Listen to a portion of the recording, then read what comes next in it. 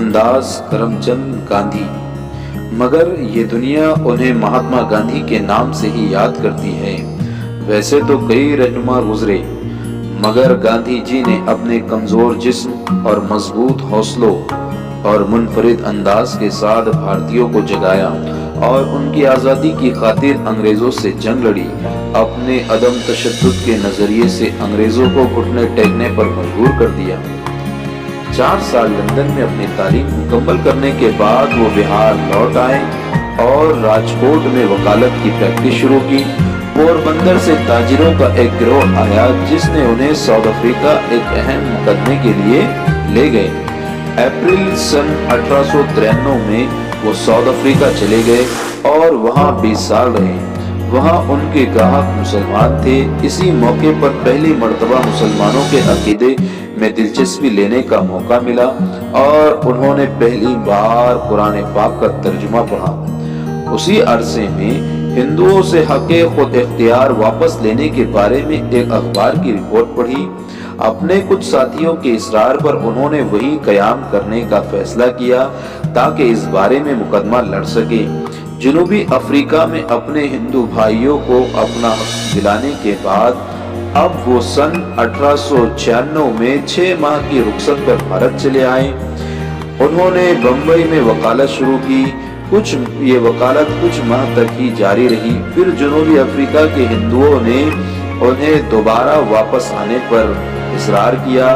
गांधी जी ने जनूबी अफ्रीका में जोहानिसबर्ग में रिहाइश इख्तियार की और कई बगावतों और तवील जद्दोजहद के बाद इंडियन एक्ट पास हुआ। उसी मौके पर पहली बार गांधी जी ने सत्याग्रह का अनोखा तरीका इस्तेमाल किया। फिर भारत आकर भी गांधी जी ने अपने मुतालिबात को मनवाया और सत्याग्रह के जरिए यहाँ पर अपने मुतालिबात मनवाने की कोशिश शुरू की। इसी दौरान पंजाब में कत्लेआम पेश आया। पुलिस के जरिए गांधी जी को पंजाब आने से इनकार पर उनके पैरोकार मायूस हो गए। अमृतसर के कत्लेआम से गांधी जी बड़े मायूस हो गए और फिर समझ आया कि अब हमें मिलकर अंग्रेजों का मुकाबला करना होगा। इसीलिए उन्होंने खिलाफत तहरीक में मुसलमानों का साथ दिया। अदम तशद्दुद की तहरीक के दौरान पहली मर्तबा भारत में गांधी जी को गिरफ्तार किया गया। अहमदाबाद में उन्होंने सत्याग्रह पर तकरीर की जिसकी वजह से उन्हें 6 साल के लिए कैद में डाल दिया गया। फिर जनवरी सन 1924 में वो जेल में बीमार हुए। फिर वहां से उन्हें पूना अस्पताल में भेजा गया। गांधी जी ने दिल्ली में हिंदू मुस्लिम फसादात की मुखालिफत की, भूख हड़ताल भी की, जिसके बाद साइमन कमीशन लगाया गया जिसकी मुखालिफत की गई। फिर गोलमेज कॉन्फ्रेंस का इनेकाद हुआ, मगर गांधी जी ने कहा कि कांग्रेस इसमें शिरकत नहीं करेगी और साथ ही सिविल नाफरमानी का ऐलान किया। नई तहरीक मार्च सन 1930 में चलाई गई। इसके बाद गांधी जी अदम तशद्दुद से नमक सत्याग्रह की तहरीक शुरू किया जिससे अंग्रेजों ने तंग आकर सत्याग्रह पर 1 माह की पाबंदी आयद कर दी। गांधी जी अपने साथियों के साथ मिलकर साहिल समंदर पहुंचकर नमक का कानून तोड़ा। इसके बाद गांधी जी ने दूसरी गोलमेज कॉन्फ्रेंस में कांग्रेस के नुमाइंदे की हैसियत से शिरकत की। कुछ बातों पर वायसराय और गांधी के दरमियान मुत्तफिक राय ना हो सकी और वो भारत वापस आ गए और गांधी को फिर गिरफ्तार करके यरोडा जेल में बगैर मुकदमा चलाए डाल दिया गया। गांधी ने जेल में रहते हुए भारतीय मजलूम तबके की हिमायत में नाफरमानी की तहरीक चलाई।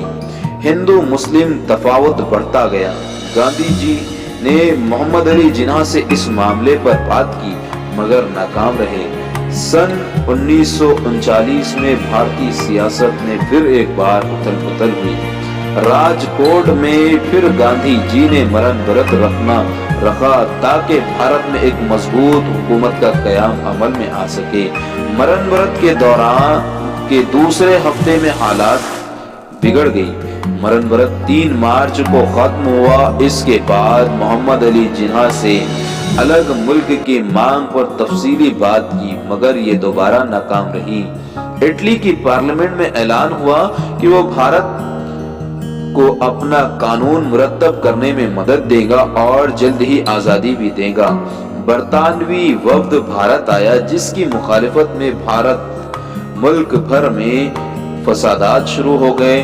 پھر 1947 کی بھارت تقسیم کے بعد گاندھی جی نے ملک کا دورہ شروع کیا تاکہ عوام کے غصے کو ختم کرے۔ امن قائم کرنے کے لیے ان کے بیچ گئے، مگر ہندو مسلم فسادات بڑھتے ہی چلے گئے اور پھر 78 سالہ بوڑھے گاندھی نے آخری بار ملک میں امن قائم کرنے کی کوشش کی۔ اس کے لیے ایک اور مرن ورت شروع کیا۔ 5 دن کے بعد مرن ورت ختم کر دیا۔ اسی دوران گاندھی پر 2 مرتبہ قاتلانہ حملہ ہوا۔ پہلی کوشش میں بم سے کسی کو کوئی نقصان نہ ہوا۔ اس پر گاندھی جی نے کہا کہ کسی کو کوئی سزا نہ دے۔ چند دنوں بعد 30 جنوری سن 1948 عیسوی میں گاندھی جی کو مار دیا گیا۔ پورا ملک غم میں ڈوب گیا اور گاندھی جی کی تعلیمات ہی دنیا بھر میں باقی رہ گئی۔